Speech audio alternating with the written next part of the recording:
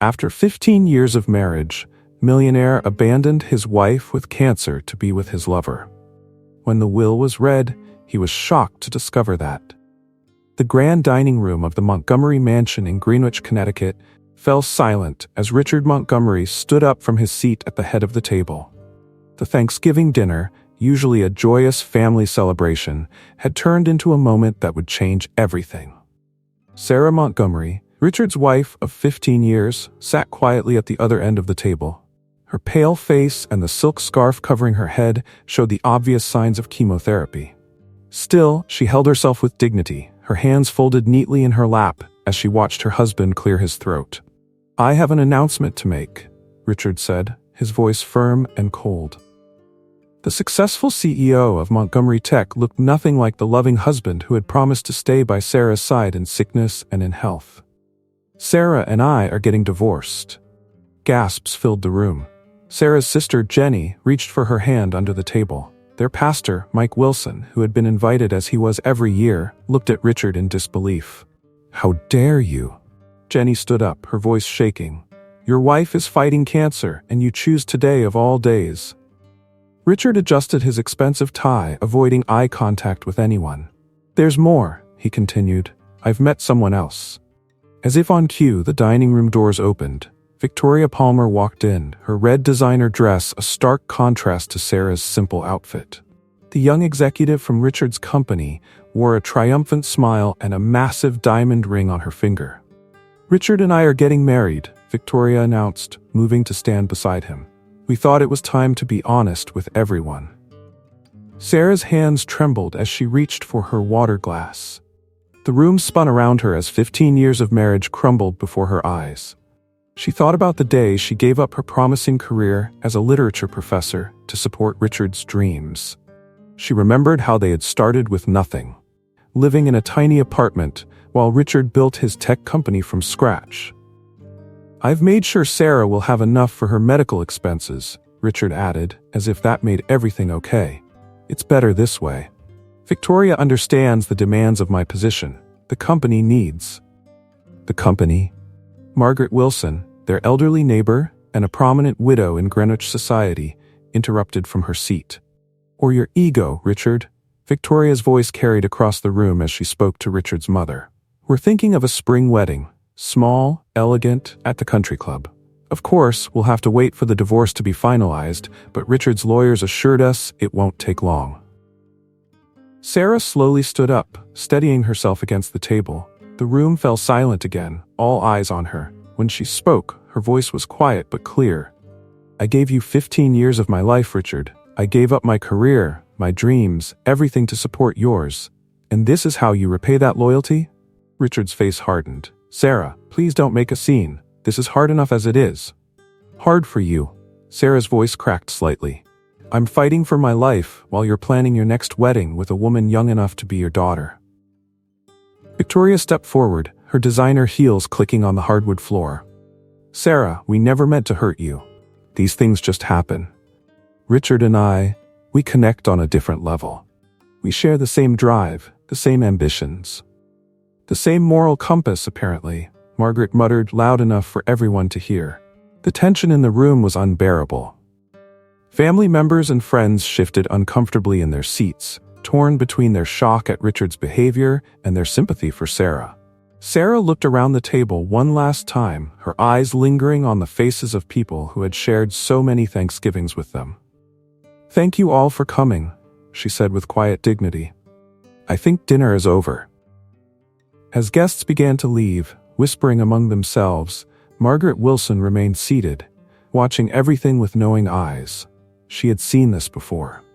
Her own husband had left her for a younger woman decades ago. But unlike Richard, Margaret's husband had lived to regret his decision. Sarah walked out of the dining room with as much grace as she could muster, Jenny supporting her every step. Behind her, she could hear Victoria's voice discussing wedding plans as if this were any normal dinner party. But what no one knew that evening was that this wasn't the end of Sarah Montgomery's story. It was just the beginning. 6 months earlier, Richard Montgomery paced in his corner office at Montgomery Tech's headquarters. The company's stock had dropped 30% in a week, and the board was breathing down his neck. 15 years of building his empire, and now everything was at risk. "Mr. Montgomery?" His assistant knocked on the door. "Victoria Palmer is here for her interview." Richard looked up from the financial reports scattered across his desk. "Send her in." Victoria Palmer walked into his office with confidence. At 35, she had already turned around 3 major tech companies. Her reputation for fixing troubled corporations preceded her. "I'll be direct, Mr. Montgomery," Victoria said, taking a seat. "Your company is in trouble, but I can help. I've reviewed your financials, and I see exactly where the problems are." For the next hour, Victoria laid out a detailed plan to save Montgomery Tech. Richard found himself leaning forward, captivated not just by her solutions, but by her presence. "When can you start?" he asked. "Tomorrow." That same evening, Sarah Montgomery sat in their kitchen, waiting for Richard to come home. She had been feeling unusually tired lately, but hadn't told him. He had enough on his plate with the company's troubles. When Richard finally arrived, he was more animated than he had been in weeks. "I hired a new VP of marketing today," he announced. "Victoria Palmer. She's brilliant, Sarah. She sees things others miss." Sarah nodded, then winced as a sharp pain hit her side. "Richard, I need to tell you something. I've been having these pains." But Richard's phone buzzed. "Sorry, honey. Victoria's sending over some urgent reports. We'll talk later?" Later never came. Over the next few weeks, Richard spent more and more time at the office. Victoria became his right hand, always there with solutions, always staying late to help him strategize. The company's stock began to stabilize, the board's confidence returned. But something else was happening too. Something Sarah noticed during the company's quarterly meeting. She had come to support Richard, as she always did. But when Victoria presented her marketing strategy, Sarah saw how Richard looked at her. It was the way he used to look at Sarah 15 years ago. After the meeting, Sarah overheard 2 executives talking. "Palmer's cooking the books," one whispered. "Those numbers don't add up." Sarah tried to tell Richard that evening, but he dismissed her concerns. "Victoria saved this company," he said sharply. "You're just not used to having another woman around." The next morning, Sarah was getting ready for her weekly volunteer work at the local church when the room started spinning. She grabbed the bathroom counter, but couldn't steady herself. When she opened her eyes, she was in the emergency room. Richard wasn't there. He was in an important meeting with Victoria. But Margaret Wilson, their neighbor who had seen Sarah fall in her driveway, sat beside the hospital bed. "The doctor wants to run some tests," Margaret said gently. Sarah nodded, thinking about the other symptoms she'd been ignoring.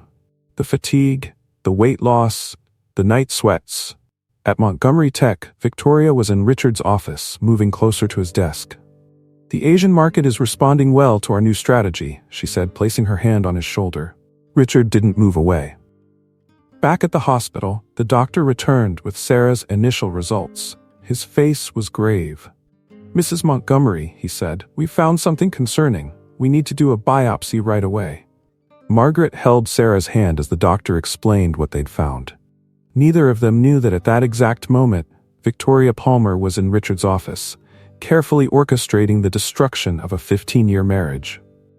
At the company's charity gala that weekend, Sarah tried to put on a brave face. She hadn't told Richard about the biopsy yet. He had been too busy with Victoria, preparing for this event. As she watched them working the room together, Sarah felt another wave of dizziness. The last thing she saw before everything went black was Victoria reaching out to steady Richard, her hand lingering on his arm just a little too long. The room erupted in chaos as Sarah collapsed, but all she could hear was Victoria's voice. "I'll take care of everything, Richard. I always do." Sarah sat in the oncologist's office, gripping the armrests of her chair. Richard had promised to be there, but he was running late, another emergency meeting with Victoria. "Mrs. Montgomery," Dr. Stevens said, placing the scan results on his desk. "I'm sorry, but the biopsy confirmed our fears. You have stage 3 breast cancer." The words hit Sarah like a physical blow.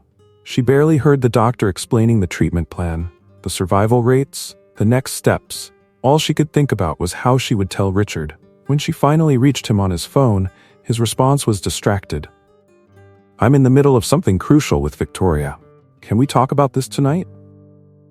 That night, Richard's reaction wasn't what she had expected.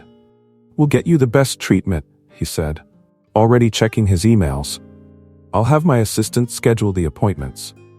The next few weeks passed in a blur of hospital visits and chemotherapy sessions. Sarah noticed Richard becoming increasingly distant, always with the same excuse: work emergencies with Victoria. One afternoon, while waiting for her chemotherapy session, Sarah opened her laptop to check Richard's company email, something she hadn't done in years. As his wife and former business partner in the early days, she still had access. What she found made her blood run cold. There were discrepancies in Victoria's financial reports, numbers that didn't add up, projections that seemed impossibly optimistic. But what caught her attention were the personal emails between Victoria and Richard.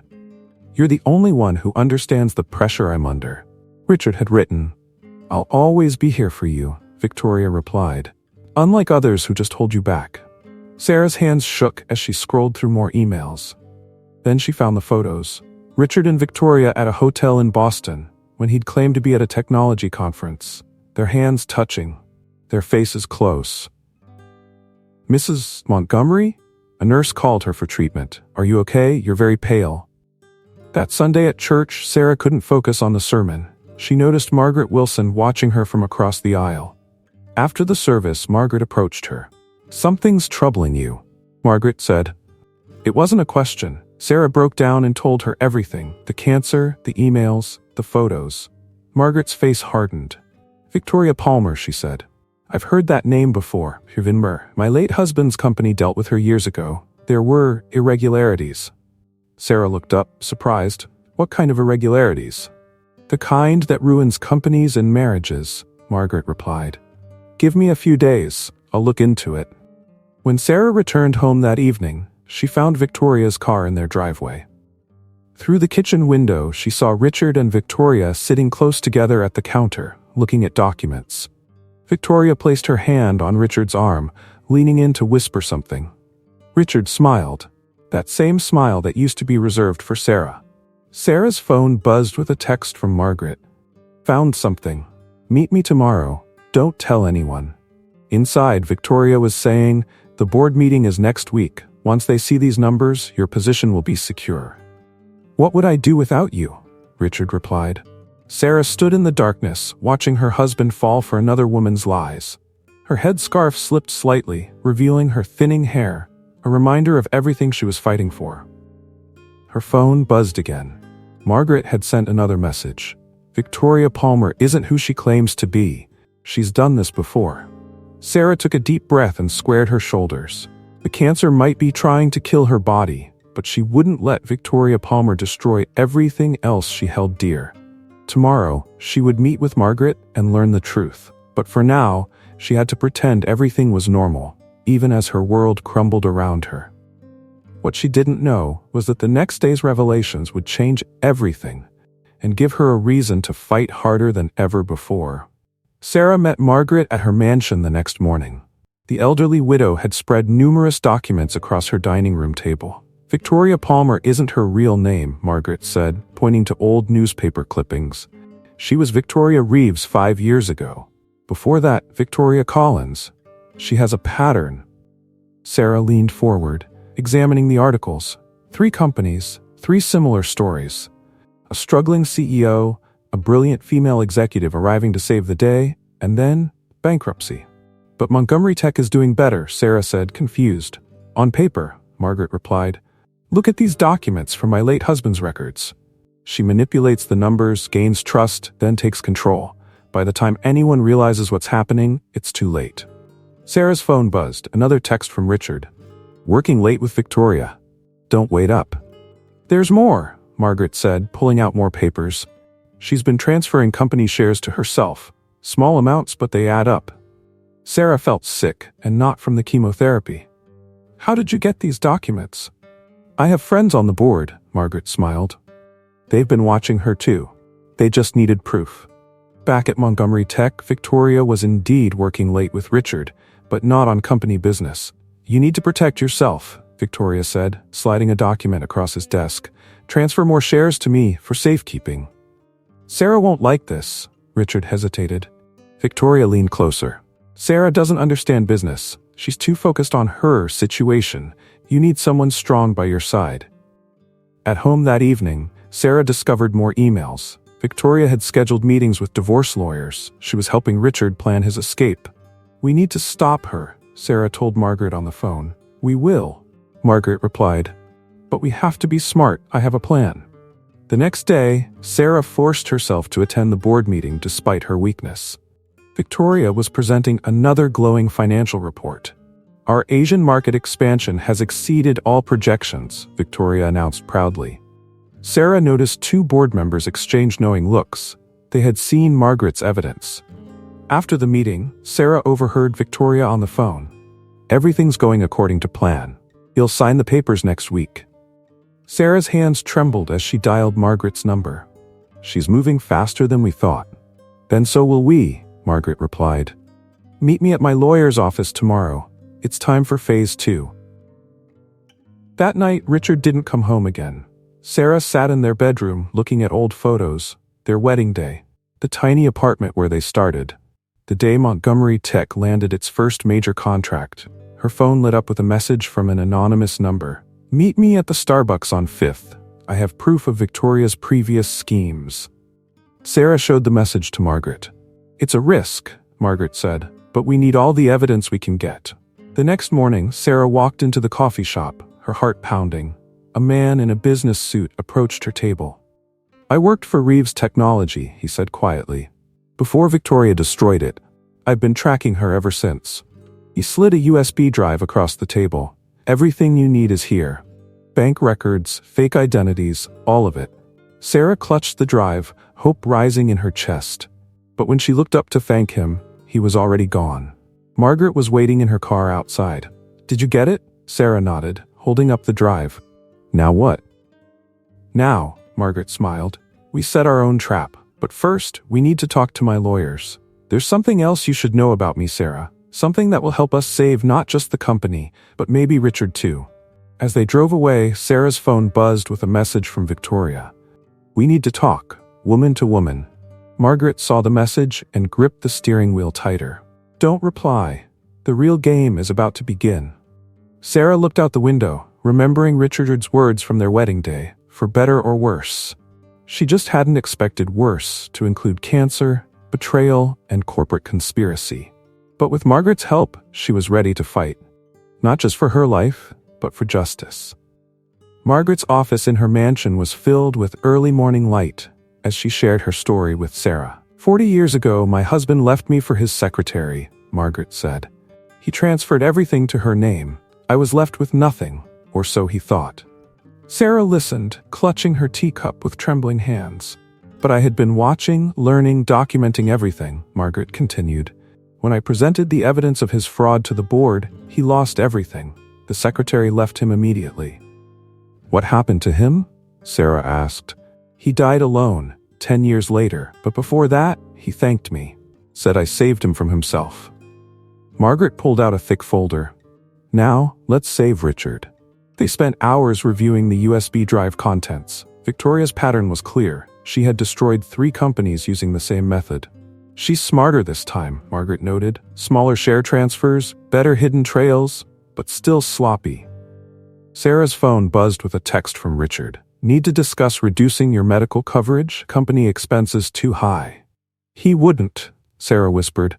Not the Richard you married, Margaret replied. But this Richard, Victoria's puppet, he would.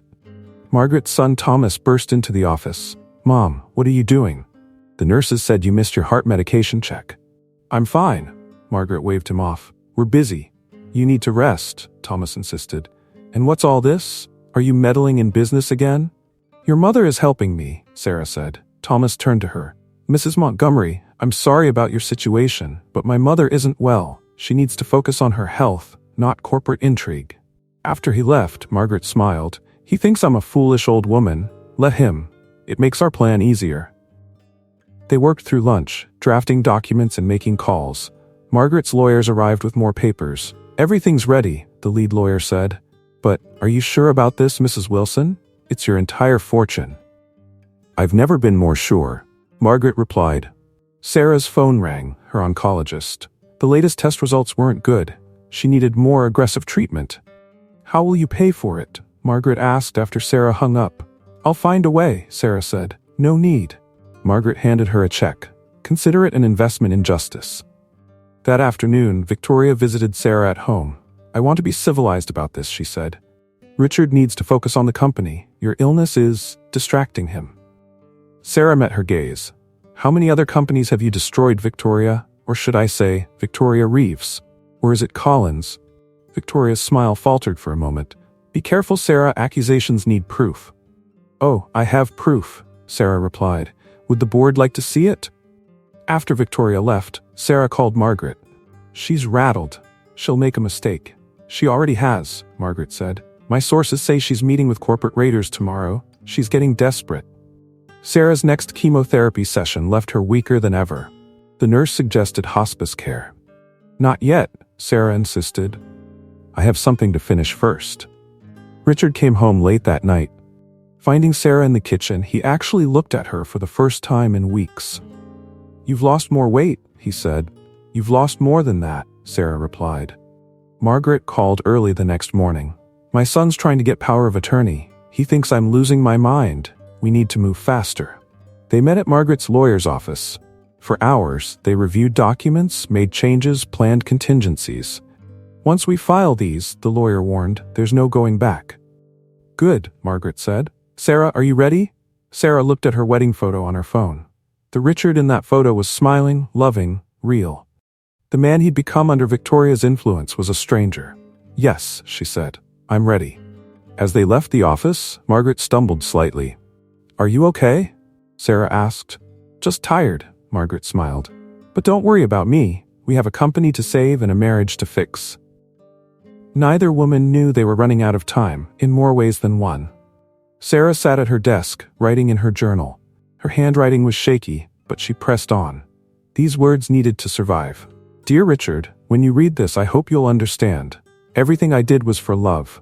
Not just for you, but for the man I know you still can be. The doctors had given her 2 months at most. The cancer had spread despite the treatments. But Sarah had work to finish. Margaret arrived with more documents. Her own health had deteriorated rapidly, but she remained focused on their plan. Victoria's getting sloppy, Margaret said, spreading papers across the bed. She tried to transfer another block of shares yesterday. The board quietly blocked it. Sarah set aside her journal. Did Richard notice? He signs whatever she puts in front of him now.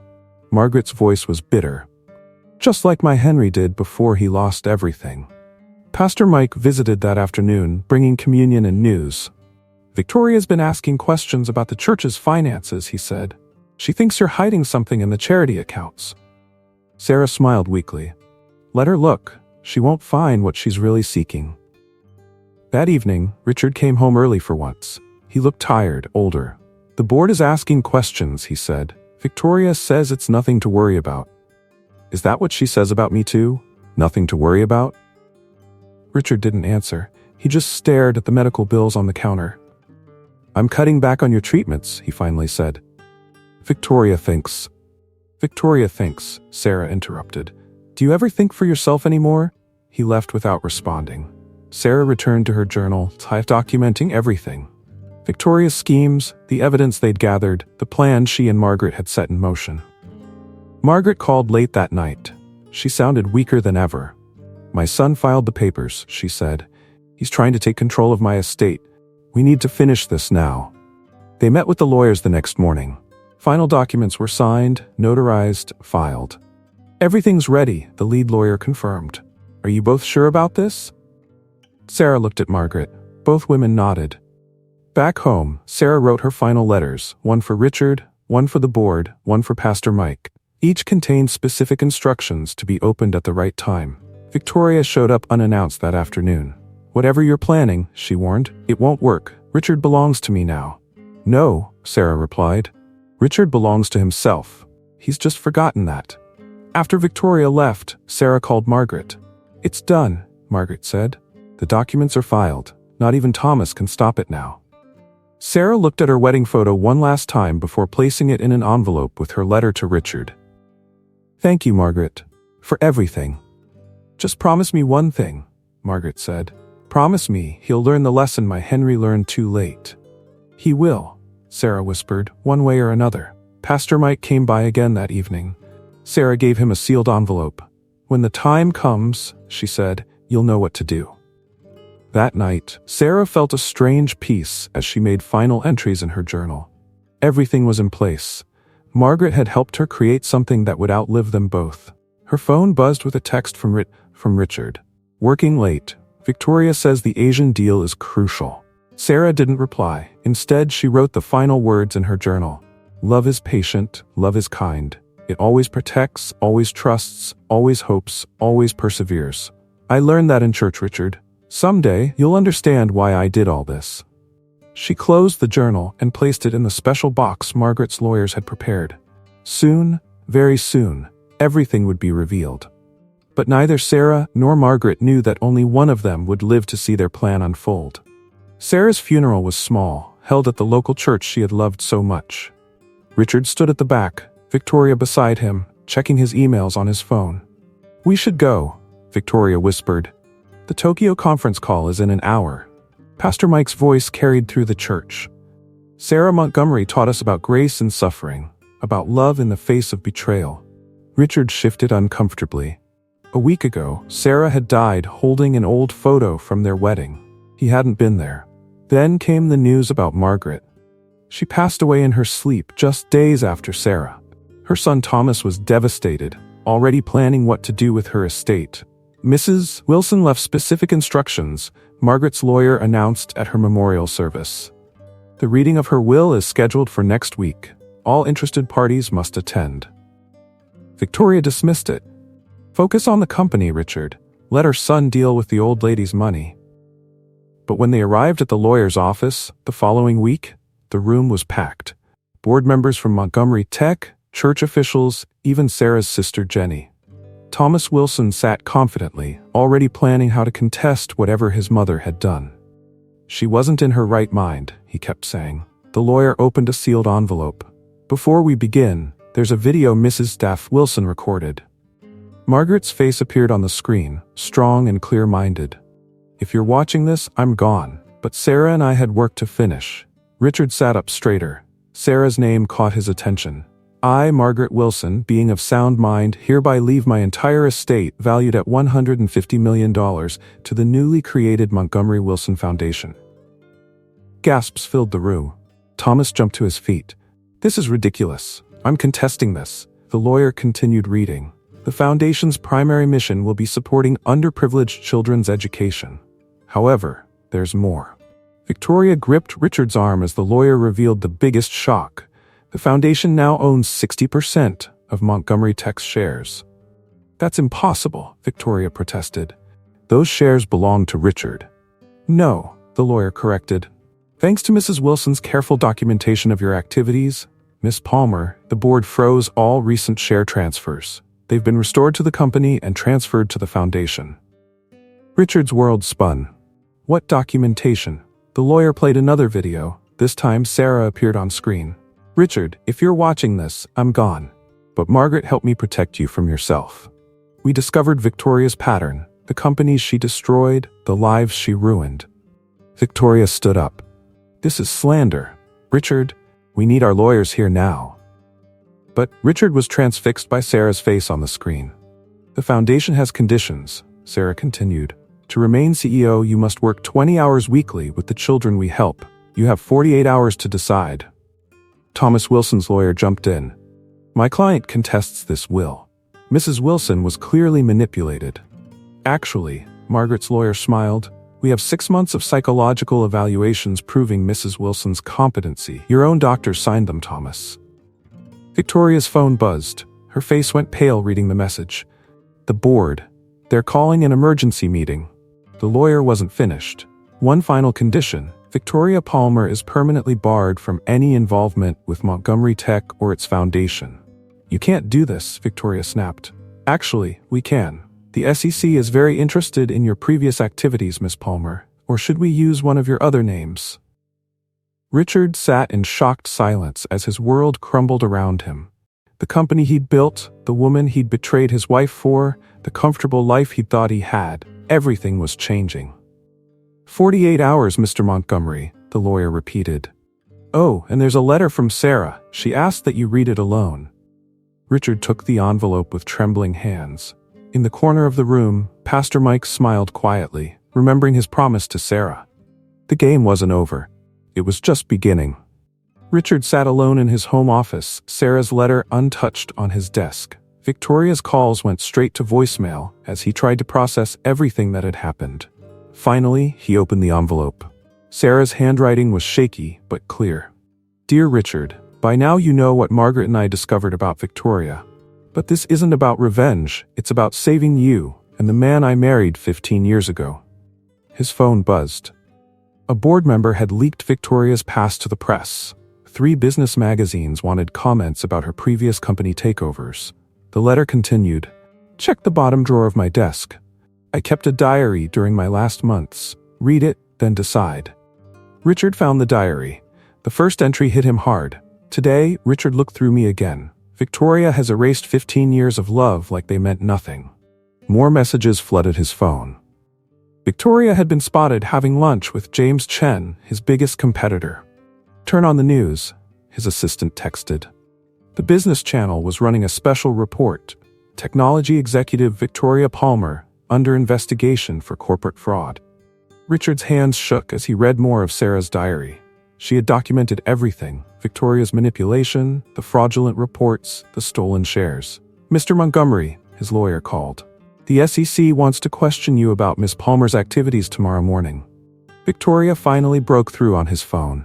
Richard, don't believe them. I can explain everything. Meet me at our usual place. He found himself driving to the hotel where they often met. Victoria was waiting in the lobby. It's all lies, she started. Sarah was jealous. Margaret was senile. We can fight this. Did you destroy those other companies? Richard asked. They were weak. Their CEOs were weak. Victoria stepped closer. Not like you. We're the same, Richard. We understand power. Answer the question. Fine, yes, but they deserved it, just like your precious Sarah deserved. Richard cut her off. Don't say her name. Back home, he read more of Sarah's diary. Margaret showed me proof today. Victoria's done this before. She finds successful men, makes them depend on her, then takes everything. His phone buzzed again. A video was going viral. Victoria leaving James Chen's beach house. Richard, she texted immediately. It's not what you think. I was gathering intel on our competitor. He turned off his phone and returned to Sarah's diary. The final entries were harder to read, her handwriting deteriorating. I'm not doing this for revenge. I'm doing this because somewhere inside Richard is the man who believed in dreams, in love, in something bigger than profit margins. The doorbell rang. Pastor Mike stood outside with a USB drive. Sarah asked me to give you this when the time was right, he said. It's security footage from Victoria's previous The FastSat ventures. Richard spent the night watching CEOs just like him fall under Victoria's spell. The pattern was identical. Dawn found him still at his desk. The 48 hours were ticking away. He had to decide, fight the Foundation's conditions or accept them. His phone had hundreds of missed calls and messages, but only one mattered, a new email from his board. Emergency meeting in 1 hour. Topic, your future with the company. Victoria's last message blinked on his screen. Don't be a fool. We can still win. I have a plan. Richard looked at his wedding photo with Sarah, then at her diary. The man in that photo seemed like a stranger now. He had 2 choices. Fight to keep control his way, or accept Sarah's final gift, a chance at redemption. The next hour would change everything. Richard's first day at the Montgomery Wilson Foundation was a disaster. The staff meeting began with open hostility. So, this is the man who abandoned his dying wife, one coordinator whispered loudly enough for everyone to hear. The children were worse. A group of teens turned their backs when he tried to introduce himself. One boy openly asked, "Aren't you the rich guy from the news who left his sick wife?" By lunch, Richard had retreated to his new office, a far cry from his luxurious corporate suite. Sarah's presence was everywhere. Photos of her with the children lined the walls. Awards for her volunteer work sat on shelves. His phone wouldn't stop buzzing. Victoria had gone on national television. "Richard Montgomery is a victim here," she told reporters. "His dying wife and a senile old woman conspired to steal his company." The foundation's director, Ellen Martinez, walked in without knocking. "The kids have a field trip tomorrow. You're expected to attend." "I have a board meeting." "No, you don't," Ellen cut him off. 20 hours a week, remember? Sarah's rules. Back at Montgomery Tech, things were unraveling. The SEC investigation into Victoria had spooked investors. The stock was falling. Chen Technology is making a hostile takeover bid, his CFO reported. "They're using Victoria's insider information against us." Richard's phone lit up with a message from James Chen himself. "Victoria sends her regards, ready to surrender?" The next day's field trip was to a children's hospital. Richard watched as the foundation's teens, all former patients themselves, visited sick kids. A 12-year-old girl named Lucy approached him. "Mrs. Montgomery used to read to me when I was getting chemo," she said. "She never gave up on me, even when she was sick too." Richard felt something crack inside him. He remembered Sarah reading to children during her own treatments, while he was having dinner with Victoria. Pastor Mike found Richard sitting alone in the hospital chapel. "Sarah believed in redemption," the pastor said, "even at the end." "I don't deserve redemption." That's not what she thought. Pastor Mike handed him another letter. "She asked me to give you this when you started doubting yourself." Before Richard could read it, his phone exploded with notifications. Victoria had been arrested. The FBI had raided her apartment, finding evidence of multiple corporate frauds. But the bigger shock came from James Chen's press conference. "I've been working with the FBI," Chen announced. "Miss Palmer approached me with insider information about Montgomery Tech. We set up surveillance and caught everything." Richard's hands shook as he opened Sarah's letter. "My dearest Richard, if you're reading this, you've taken the first step. The foundation isn't a punishment. It's a lifeline. These children taught me that life is about more than profit margins. They can teach you too, if you let them." That evening, Richard stayed late at the foundation. Lucy showed him the library Sarah had started. "She said books saved her life when she was young," Lucy explained, "so she wanted to save other kids too." His phone buzzed again. Victoria's face was all over the news, being led away in handcuffs. She'd been running this scheme for years, destroying companies and lives. "Mr. Montgomery?" Lucy's voice was small. "Would you read to me, like Mrs. Montgomery used to?" Richard picked up the book Lucy offered, the same one Sarah used to read during her treatments. As he began to read, other children quietly joined them. For the first time since Sarah's death, Richard felt something besides shame. His phone kept buzzing with crisis alerts from the company, but for once, he let it ring. The real crisis, he was beginning to realize, wasn't in his company's stock price. It was in what he'd become, and what Sarah had tried to save him from. The question was it too late? 3 months into his work at the foundation, Richard faced his biggest challenge yet. The board wanted to cut the children's education program to save costs during the Victoria Palmer crisis. "These programs are essential," Richard argued in the board meeting. "I've seen their impact firsthand." "Since when do you care about charity?" asked a board member. "Wasn't it you who called these programs Sarah's expensive hobby?" Richard took a deep breath. "I was wrong. Let me show you something." He played a video of Lucy, now thriving in her advanced placement classes. Other success stories followed, children who'd gone from struggling to excelling. "The foundation isn't just charity," Richard explained.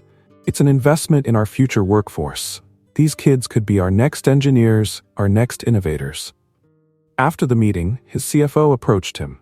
"Victoria's trial starts next week. They want you to testify." Richard nodded. He'd been expecting this. The FBI had uncovered Victoria's entire operation, 7 companies destroyed, countless lives ruined. That afternoon, he received an unexpected visitor at the foundation. James Chen walked into his office. "I owe you an apology," Chen said. "When Victoria approached me, I could have just reported her, but I saw a chance to take over your company." "Why are you telling me this?" "Because I was wrong. What your wife built here?" Chen looked around at the children's artwork on the walls. "This is more important than corporate takeovers." Later that day, Richard found another of Sarah's diaries hidden in her old desk. The entries were from their early years. "Richard's working late again," she'd written. "He's so focused on building the company, but I see his heart, how he wants to create something meaningful." His phone buzzed. Victoria was offering a plea deal. She'd implicate others in exchange for leniency. "She claims you knew about the fraud," his lawyer said. Richard thought about it. Maybe part of him had known, had chosen not to see. That evening, he attended a foundation fundraiser. Lucy was giving a speech. "Mrs. Montgomery taught me that everyone deserves a second chance," she said. "That's what this foundation gave me." After her speech, Richard made an announcement that shocked everyone. "Montgomery Tech will match every donation tonight," he said, "and we're creating a new scholarship program, the Sarah Montgomery Future Leaders Initiative." His board members looked stunned. The company was still struggling after Victoria's fraud. "Are you crazy?" his CFO whispered. "We can't afford this." "We can't afford not to," Richard replied. "Sarah always saw the bigger picture. It's time I did too." That night, reading more of Sarah's diary, he found a note addressed to him. "My darling, if you're reading this, you've started to remember who you really are. The man I married didn't dream of just making money. He dreamed of making a difference." The next morning, Richard called an emergency board meeting. He laid out a new vision for Montgomery Tech, one that integrated the foundation's mission into the company's core strategy. "We're not just a tech company," he told them. "We're a force for change." To his surprise, James Chen spoke up from the back of the room. "I'd like to propose a partnership, not a takeover, a true collaboration to expand these programs nationwide." After the meeting, Pastor Mike found Richard in Sarah's old office. "You know," the pastor said, "Sarah never lost faith in you, even at the end." "I lost faith in myself," Richard replied. "I forgot what mattered." His phone buzzed, Victoria's lawyer with a final offer. But Richard had already made his decision. The old Richard might have taken the easy way out, but he wasn't that man anymore. The question was, would others believe in his transformation? 5 years had passed since Sarah's death. The Montgomery Wilson Foundation had grown beyond anyone's expectations, helping over 10,000 children across the country. Richard stood in front of the mirror, adjusting his tie for the foundation's anniversary gala. His hair had gone completely gray, but his eyes held a peace that had been missing for years. "Mr. Montgomery?" Lucy knocked on his office door. "The first group of medical students is here." He smiled at her. No longer the scared 12-year-old, but a pre-med student herself. She'd be among the first graduates of the Sarah Montgomery Scholarship Program. The foundation's main hall was packed. James Chen sat in the front row. Their partnership had transformed both companies. Thomas Wilson was there too. After seeing the foundation's impact, he'd become one of its strongest supporters. Victoria watched the broadcast from prison. Her appeal had been denied last month. The evidence Richard provided had ensured she'd serve her full sentence. 5 years ago, Richard began his speech. "I'd lost my way. I'd forgotten what success really meant. My wife, Sarah, never forgot. Even when I betrayed her, she fought to save not just me, but thousands of children who needed help." The screens showed photos of the foundation's achievements, new libraries, scholarship recipients, medical programs. Sarah's vision had multiplied beyond imagination. "Today, we're not just celebrating our success," Richard continued. "We're launching something new. The Sarah Montgomery Medical Center will provide free treatment to children with cancer. No family will face this battle alone." Applause filled the room. James Chen stood up. "Chen Technology pledges $50 million to the center." Thomas Wilson stepped forward. "The Wilson family matches that pledge." After the speeches, Lucy led Richard to a surprise. The foundation's original children had gathered in Sarah's old office. "We found something," Lucy said, holding out a sealed envelope. "Mrs. Montgomery left this with my mother to be opened today." Richard's hands trembled as he opened it. Inside was a photo of him and Sarah from their first charity event, along with a letter. "My dearest Richard, if you're reading this, 5 years have passed. The man I married, the man who dreamed of changing the world, has found his way back. I never stopped believing in you." Pastor Mike approached with another surprise. "Sarah recorded a video message too. She asked me to save it for today." The children gathered around as Sarah's face appeared on the screen. Despite her illness, her eyes sparkled. "Hello, my love," she began. If you're watching this, the foundation has survived its first 5 years. But more importantly, you've survived your own journey. Margaret and I knew the rules we set might seem harsh, but we believed in you. Richard wiped his eyes as Sarah continued. The children taught me something during my illness, that love is stronger than fear, stronger than pride, stronger than death itself. They taught me to forgive you, Richard. I hope they've taught you to forgive yourself. After the video, Lucy handed Richard one last envelope. Mom said this was from Mrs. Wilson. She wanted you to have it today. Inside was a photo of Margaret with her husband Henry taken shortly before his death. On the back, Henry had written, "Thank you for saving me from myself." Richard looked around the office, at the children whose lives had been changed, at the legacy Sarah had built, at the future they were creating together. His phone buzzed. The Sarah Montgomery Medical Center had received its first donation from an unexpected source, Victoria's brother pledging his entire inheritance from their parents. "She saved us all," Lucy said quietly. "Didn't she?" Richard nodded, unable to speak. Sarah had saved him, saved these children, saved everything that mattered, and somehow she'd known he would eventually understand. But there was still one final revelation waiting, one last message from Sarah that would change everything again. A week after the Foundation's anniversary gala, Richard arrived at his office to find Pastor Mike waiting with a small wooden box. "Sarah left instructions," the pastor said. "This was to be delivered only after you'd proven yourself for 5 full years. Not just to the Foundation, but to yourself." Inside the box, Richard found a leather-bound journal and an envelope marked "Read Me Last." The journal's first entry was dated just after Sarah's diagnosis. "Today, I discovered something worse than cancer, betrayal, but I also discovered something stronger than both, purpose." As Richard read, Sarah's final months came alive. She documented everything, not just Victoria's schemes, but Richard's gradual transformation from the man she'd married into someone she barely recognized. "I watch him with Victoria," she'd written, "and I see what power and greed can do to a soul. But I also remember the boy who once gave his lunch money to a homeless man, who dreamed of changing the world through technology. He's still in there, buried under years of chasing the wrong dreams." The journal detailed her meetings with Margaret, their careful planning, their hope that forcing Richard to work with the children would awaken his dormant compassion. "Margaret understands," Sarah wrote. "Her Henry came back to himself too late. We're giving Richard a chance he doesn't even know he needs." Pages of observation followed, notes about the Foundation's children, their struggles, their triumphs. Sarah had mapped out programs years into the future, somehow knowing each one would be needed. "Lucy reminds me of Richard when he was young," one entry read. "Such determination to rise above circumstances. She'll be a doctor someday, if we give her the chance. And maybe she'll help Richard remember who he really is." The final entries were harder to read, written in an increasingly unsteady hand. "Margaret's health is failing faster than mine. We're racing against time now. But she says dying for a purpose is better than living without one. I'm starting to understand what she means." The last journal entry was dated 3 days before Sarah's death. "My dearest Richard, I know you'll read this someday. Not the man you are now, but the man you'll become again.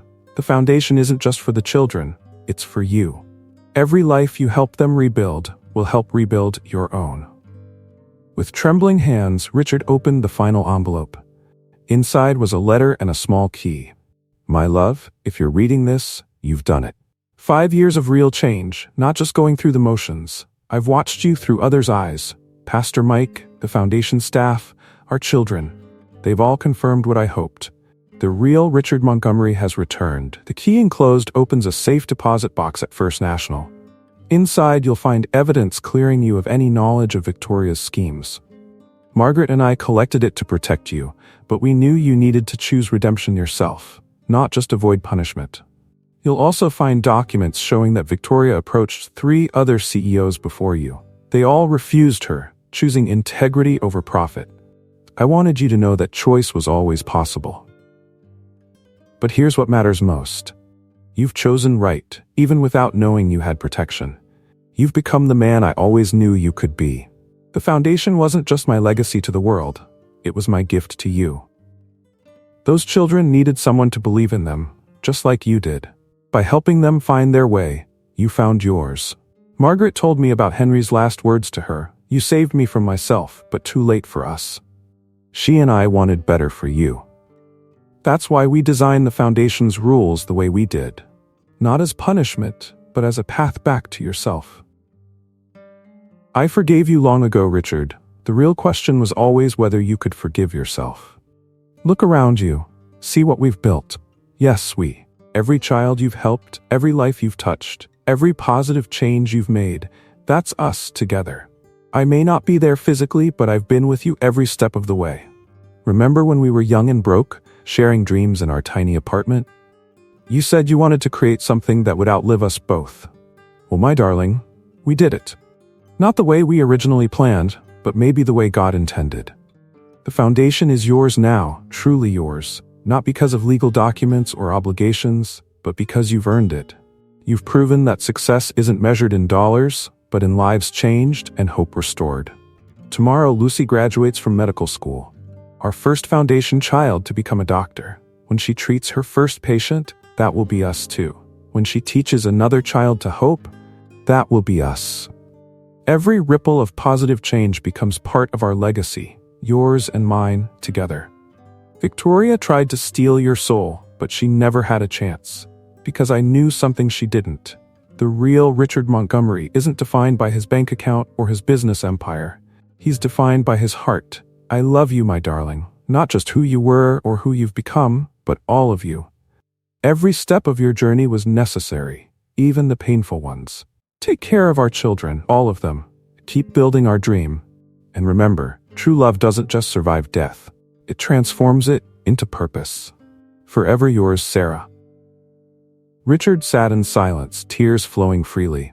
Through his office window, he could see children arriving for their after-school programs. Lucy was there, helping a young girl with her books. His phone buzzed, another donation for the medical center. This time from one of the CEOs who had refused Victoria. The message read, "Sarah was right about you." Pastor Mike knocked gently. "Ready for the graduation ceremony?" Richard stood, placing Sarah's letter carefully in his desk. "Did you know about this all along?" "Sarah knew you better than you knew yourself," the pastor smiled. "She said love is patient. She just had to be patient enough." At the graduation ceremony that evening, Richard watched Lucy accept her medical degree. In the audience, he saw faces from every chapter of his journey. Foundation children, board members, even Thomas Wilson. When Lucy spoke, she looked directly at him. "Mrs. Montgomery once told me that everyone deserves a second chance. She gave me mine. And through this foundation, she gave all of us the chance to become our best selves." Richard touched the letter in his pocket. Sarah had given him more than a second chance. She had given him a purpose. And that was the greatest testament of love. After the ceremony, Richard walked through the Foundation's halls. Children were everywhere, preparing for a celebration in Lucy's honor. Their laughter echoed through the building, a sound that would have once irritated him, but now filled his heart with joy. In the library, a new plaque was being installed. The Sarah Montgomery Memorial Library, where dreams take flight. Richard watched as two young boys struggled to read the words. "Need help?" he asked, kneeling beside them. "Mr. Montgomery." The boys beamed. "We're practicing for the reading competition next week." 5 years ago, he wouldn't have stopped. Now he sat down and listened as they proudly read aloud, just as Sarah used to do. His phone buzzed, another message from Victoria's trial. She was requesting one final meeting before beginning her sentence. Richard declined. Some chapters needed to stay closed. That evening, the Foundation hosted a dinner for Lucy and the other scholarship recipients. One by one, they stood to share their stories. Each one mentioned Sarah, how her vision had changed their lives.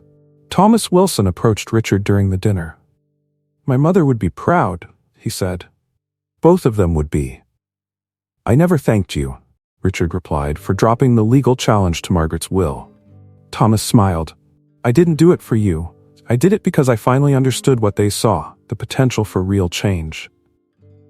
Later that night, after the celebrations ended, Richard sat in Sarah's old office. The Foundation had grown beyond anything they'd imagined. Next month, they would break ground on 3 new medical centers. The Sarah Montgomery Scholarship Program was expanding nationwide. Pastor Mike found him there, looking at old photos. "You know," the pastor said, "Sarah told me something interesting near the end. She said forcing you to work with the children wasn't about punishment. It was about remembering." Remembering what?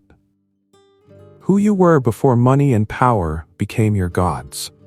She knew these kids would remind you of yourself. The boy who came from nothing, who dreamed of making a difference. Richard picked up a thank you card from his desk. A young girl had drawn a picture of herself in a doctor's coat, like Lucy.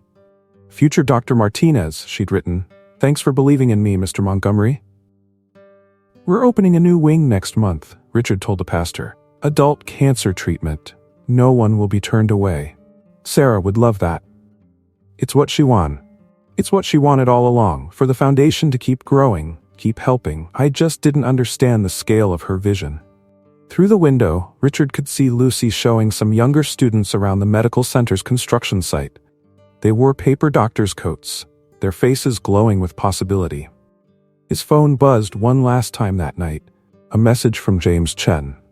Their partnership had expanded to include coding programs in underprivileged schools. Another piece of Sarah's legacy growing.